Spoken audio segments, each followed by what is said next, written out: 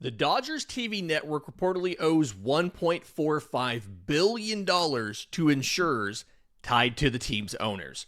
The broader financial empire is under federal scrutiny, and that debt may matter to all of baseball. Let's talk about it.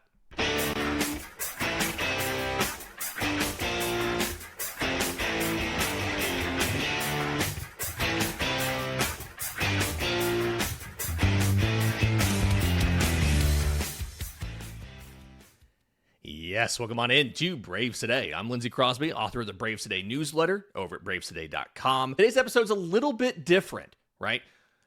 Braves got swept by the Twins. I don't really want to talk about it. It was not good.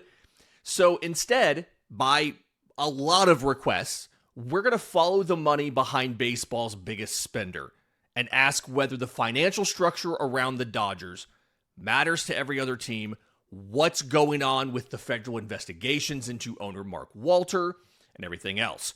Want to clarify, this is not a verdict. I'm not going to tell you today the Dodgers have been found to have broken MLB's rules because that has not been established. I'm going to separate three things: what the filings and the reporting have established, what investigators are still examining, and what would still need to be proven for this to become an MLB revenue sharing issue. You'll also probably notice we're going to use the words allegedly a lot today. The goal of this podcast, one, is to answer the questions that I've gotten about this Dodger situation, but two, to not get sued by billionaire Mark Walter and his lawyers. So, let's talk about this. And this is important for baseball. I understand this is the Atlanta Braves podcast. This is important for baseball because in the revenue sharing discussion, in the CBA discussion negotiation coming up, where the owners are asking for a salary cap, the players are insistent they're not going to agree to one. This is important because the Dodgers have become, in lack of a better term, the salary cap boogeyman, right? Because of their massive payroll, because of all of the stars they've accumulated, because of their eagerness and heavy use of deferred contracts and things like that.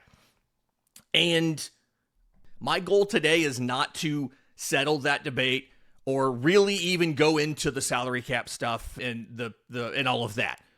The interesting question to me is whether this ownership structure and the things that Mark Walter is accused of doing, the things he's allegedly done, have helped them build that advantage, and whether a cap would address that issue, okay? My goal is to give you a plain English explanation of insurance money, related party debt, SportsNet LA structure, MLB revenue sharing, and all of that.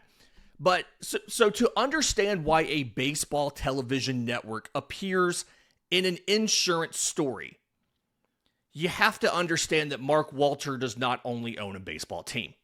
He sits at the center of a financial and sports empire. Kind of like how the Atlanta Braves Holdings does not just own a baseball team. They own real estate. They own a television network. Mark Walter is in a very similar situation. He is the controlling owner of the Dodgers. He leads TWG Global. That is his company. He also leads the parent company of Guggenheim Securities and Guggenheim Investments. And Guggenheim Baseball Management, right? That is the parent of Securities Investments and all of that. Guggenheim Baseball Management owns the Los Angeles Dodgers. He is the controlling partner. Magic Johnson is part of that ownership group. Billie Jean King, the former tennis player, she's part of the ownership group. There's a lot of people that have little small parts of it. He's the controlling partner for Guggenheim Partners and Guggenheim Baseball Management, okay?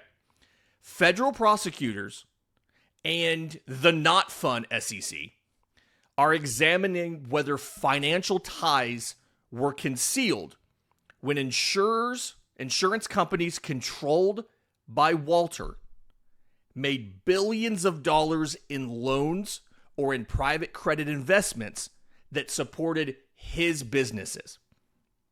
And so as part of this investigation, Delaware Life Insurance Company, Clear Spring Life Insurance Company, received grand jury subpoenas earlier this year, and internal reviews, we don't have all of the information from the feds, but internal reviews found errors in how related party investments were identified and presented.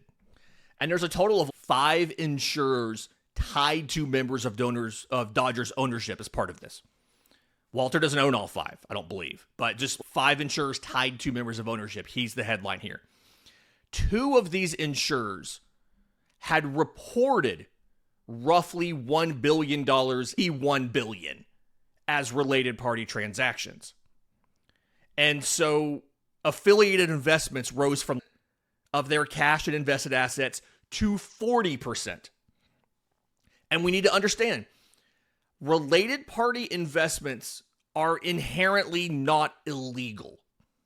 Okay? If you've ever bought a house, there's probably something in there where the real estate agent that was representing you had to disclose if they were also representing the seller.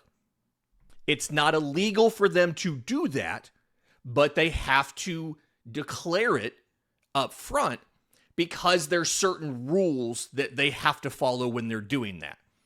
Ultimately, the issue here is that 2 insurers went from $1 billion, less than 5% of their investments, to be affiliated, meaning we're part of both sides, to $21 billion and 40%. And so Reuters has reported that investigators are also focusing on 4 intermediary businesses through which loan proceeds from these insurance companies, and it's common that insurance companies do things like that, allegedly pass through before getting to other ventures linked to Walter, linked to Mark Walter. Now, again, got to clarify this real quick. No charges have been filed. No criminal charges have been filed against anybody. And an investigation can end without any sort of charges or without an enforcement action. But there have been moves made so far to adjust for this revelation. And TWG's position is that Walter and the company acted in good faith, that the insurers remain strongly capitalized and liquid, and the company is cooperating with regulators. And to clear up the accusations of nefariousness here, the restatement of those investments as related did not automatically mean $21 billion disappeared. It changed how concentrated and how related those investments were listed, and therefore how the regulators assess conflicts, disclosure, and risk. Okay, to restate it, a related party transaction is a deal between people or companies with overlapping ownership or control. It is not inherently illegal, but the transaction can't be negotiated at arm's length. The same economic family is effectively sitting on both sides of the table. And by what I mean by arm's length, okay, let's talk about life insurance, right? So life insurance collects premiums and invests that money so they can pay policyholders later when somebody passes away. When an insurer lends to an unrelated borrower, both sides have reasons to negotiate price, collateral, and repayment. Now, if it's you, an individual, negotiating with a life insurance company, it's really just you shopping around, right? When it's larger entities, there's actual negotiations on both sides. But when an insurer and a borrower are all tied to the same person, regulators care more about, is the value fair? What are the repayment terms? Have you disclosed this relationship? And the public interest issue here is policyholder money, right? The insurer's assets must remain available and appropriately valued to meet future obligations. The concern is not that the loans existed to an affiliated party. It's whether the affiliations were concealed or misclassified, including through intermediary entities. If I sell a car to a stranger, both me and the stranger are going to negotiate what is the fair value of the car. If I sell it to my sister, the price and repayment may not reflect a fair value for the vehicle. And so If I were to tell you about this, you're going to take a second look at it, right? Now, replace the car with billions of dollars of private credit and why they're taking a deeper look at this. Okay. Now, the newest development in this, and I hate I'm already 10 minutes in before I got to this. The newest development in this whole thing is TWG says that Delaware Life will swap as much as $6.5 billion of those newly disclosed related party investments for an equal amount of unaffiliated assets. They're working with the Delaware Department of Insurance to make this work. And Walter is the key figure in this swap. He offered to pledge his Guggenheim stake as part of the effort to raise billions of dollars and clean up or refinance the insurers' loan books. And the really interesting part of this is some of the terms of these, some of the proposed offers on some of the new loans as they try to refinance the stuff and clean things up and everything. Double-digit interest rate yields. All of the signs that we have is that it's proving to be difficult for them and expensive for them to raise this capital. Some of the efforts that Walter took for this include he sold his stake in the Los Angeles Lakers for $12.5 billion. He bought them a year ago. He just recently bought it. He's now turned around and selling it. Him and Todd Boehly have reportedly explored selling their interest in the soccer club Chelsea. Do want to say there is no public evidence that a sale of the Dodgers is planned. That's the one he's had the longest. Chelsea and the Lakers are newer. And all indications so far, everything we know, is that these moves are all consistent with a push to try to create liquidity and reduce related party exposure, right? We have nothing to say yet that they're looking to sell the Dodgers. These transactions do not by themselves prove that Walter is insolvent or the companies are insolvent. They don't prove any sort of wrongdoing. Selling sports stakes, pledging valuable holdings does not tell us the Dodgers are about to slash payroll. It does tell us that the capital and liquidity inside Walter's largest system suddenly matter a lot more than they did a month ago. And after the break, let's get to the baseball part. Why the company behind SportsNet LA reportedly owes $1.45 billion to 5 life insurers tied to Dodgers ownership, and the one unanswered accounting question that determines whether any of that will reduce revenue sharing or have other baseball impacts. We'll do that next, right here on Braves Today. Okay, here is the transaction that turns a complicated insurance investigation into a baseball story. Okay, American Media Productions LLC, we're going to call them AMP going forward, is the entity behind SportsNet LA. It was created as part of the Dodgers RSN structure, uses Dodger Stadium's address as their main address of place of doing business, right? A review of statutory insurance filings identified about $587 million of AMP debt held by Delaware Life and Clear Spring Life, 2 insurers controlled by Walter. A broader aggregation of different statutory filings puts the AMP debt, well, again, AMP is the entity that owns the broadcaster, AMP debt held across 5 life insurers tied to members of Dodgers ownership at approximately $1.45 billion. Okay, so $587 million is the directly documented 2 insurer figure. 1.5, what appears to be an aggregation of filings across 5 insurers. No court, no MLB, federal appointed a million. That's the directly documented figure for Walter. And let's be clear, the insurers did not just hand the Dodgers free money. They purchased debt issued by AMP. AMP owes principal and interest on the debt, on the commercial paper. The insurers hold that debt as an investment asset. They receive interest on this. There's a possible accounting loop here. Cash goes from the insurers to AMP. AMP records interest expense. That lowers AMP's accounting profit, which flows back into revenue sharing.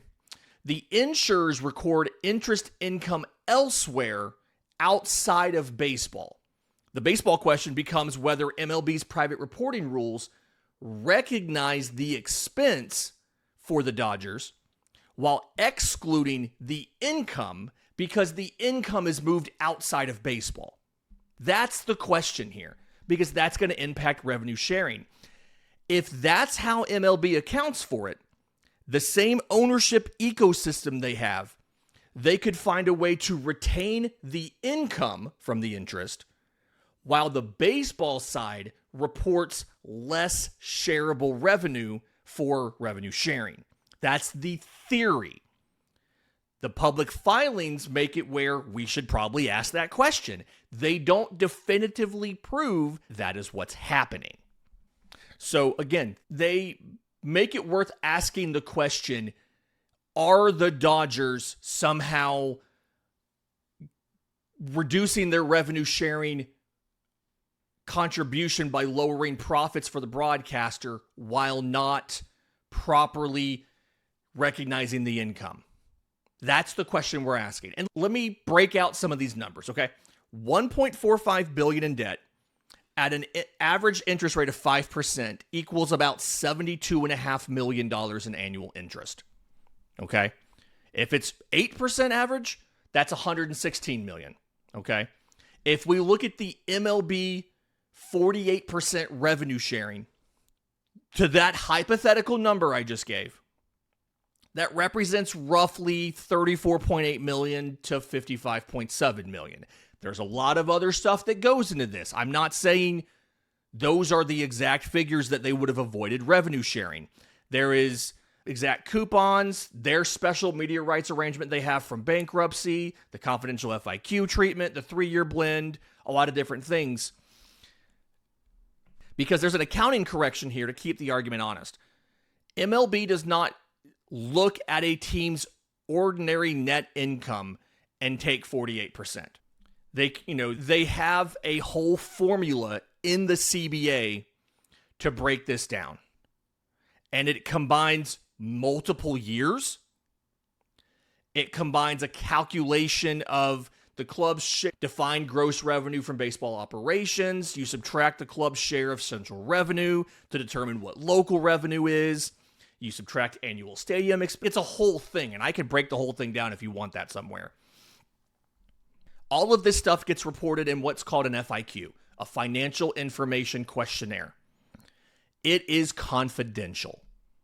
The CBA's administrator, both sides, they conduct annual club compliance audits and independence audits of all significant transactions, and one of the things they're explicitly looking for is related party transactions. And the CBA prohibits transactions or other conduct designed to defeat or circumvent the revenue sharing part of the CBA. They don't let you get around the revenue sharing. And so what we're trying to figure out here, what needs to be answered, is does the confidential FIQ, the financial information questionnaire, does that allow AMP's interest expense or their debt service to reduce the net local revenue? Or does MLB have some sort of media rights value they're working off of that makes the amount of that debt irrelevant to revenue sharing? The public CBA does not tell us. Until somebody with access to the Dodgers FIQ, to MLB's audit work, or the governing media agreement can answer that question, the allegation of AMP's debt lowered their revenue sharing remains an allegation. It is not an established fact. We do not know for a fact that is correct. That is just an allegation. And I want to make sure we don't confuse this with the existing TV revenue advantage that they have. Okay? This has been talked about a lot. The Dodgers were purchased out of bankruptcy for $2.15 billion. And the TV arrangement that they signed with SportsNet LA was valued at $8.35 billion over 25 years. It comes out to $334 million per year on average. In the bankruptcy process, it established an $84 million fair market value for the local media rights. Now, there's some escalators in there, and MLB and the owners of the Dodgers later adjusted that value from 84 to 130. But again, it's actually worth $334 million a year. The bankruptcy court established the lower value. MLB got it adjusted up, but not nearly enough to account for what they're actually receiving. And the imputed value, rather than the actual value, that is the main reason that the Dodgers have this massive financial advantage. Forbes estimated that this whole arrangement could shelter roughly $2 billion over the life of the deal from being eligible to revenue sharing. And I want to make sure we understand the bankruptcy and media rights thing is completely separate from the $1.45 billion debt interest theory that we've talked about. Okay? And again, the debt interest theory is a theory. It's an allegation. The Dodgers already possess a court-created television advantage. And that is something that is not going to change because the court ruled on this, and you cannot get rid of that until the end of that TV deal. The new question is whether related party financing gave them another advantage, an additional advantage inside the existing structure. And so now we get, finally, 20 minutes in, to the salary cap and CBA argument, okay? MLB's proposed a cap and floor system, a 50-50 division of defined baseball revenue, which I will point out, we're not doing the whole debate over cap and floor today. I will point out they have a lot of deductions off the top before you divide everything 50-50. They've also proposed sharing local media revenue. The Dodgers' spending gap, the fact that the Dodgers have so much extra money to spend than everybody else, that is the emotional center of the push by the league and by owners on competitive balance. Los Angeles is the boogeyman that makes a cap, that they are saying a cap is the baseball solution to the Dodgers. The question here, if part of the Dodgers' financial advantage comes from related party ownership structures and unusual media valuations and things like that, that's an owner governance and an accounting problem. A hard cap can limit what players earn. It doesn't fix the revenue disparity or the multiple possible disparities that's going on here. It doesn't solve any of these problems of the Dodgers having ways to get more revenue. It just prohibits what the players can earn in an attempt to stop the Dodgers from using it. And I imagine as this story continues, the players' response is going to be MLB should audit and define the revenue correctly before they use one club's spending as justification to suppress labor costs across the board. Because the Mets are spending a ton of money without all of these other structural advantages off the field, both put in place by bankruptcy courts and being investigated by federal regulators. And they're not successful on the field. And the players will probably argue there are more direct remedies to what's going on in MLB than just limiting their own salaries, right? Broader local media sharing, independent fair market valuation of related party deals, consolidation rules for affiliated media entities. You own your broadcaster. We're going to look at the financials to that a little bit closer and find a way to encompass everything, right? Stronger disclosure of owner-linked debt. aggressive enforcement of the CBA's existing audit and anti-circumvention provision. If Walter has to deleverage a little bit, if he has to replace insurer capital or sell some assets, Dodger spending could eventually become less aggressive. And that's going to weaken the idea of LA as the salary cap talking point. It doesn't erase the broader market disparities that owners are talking about. The owners are correct that there is a bigger market disparity between Milwaukee and New York. That is correct. And nothing that Walter's doing changes that.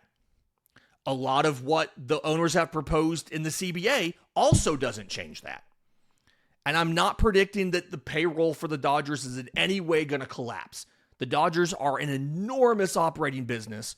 They have one of baseball's best media arrangements, richest media arrangements, and they are a marketing machine because of the Japanese players they have through Shohei Ohtani, Yoshinobu Yamamoto, Roki Sasaki, and how they far and away outpace everybody else in Pacific Rim sponsorships and money coming from merchandise and everything else in that area.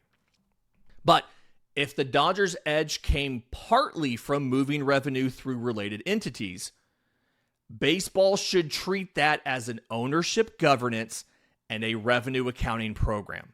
They should not present it to fans solely as proof that player salaries need a ceiling. Because again, that's fixing a symptom. That's not fixing the problem. So here's where I land on this whole thing. Okay. The federal and SEC scrutiny is real. No crime has been charged. The SportsNet LA financing link is real enough to deserve scrutiny from both MLB and the Players Association. The revenue sharing impact is possible, but not publicly proven because the exact accounting rules and the Dodgers FIQ are confidential.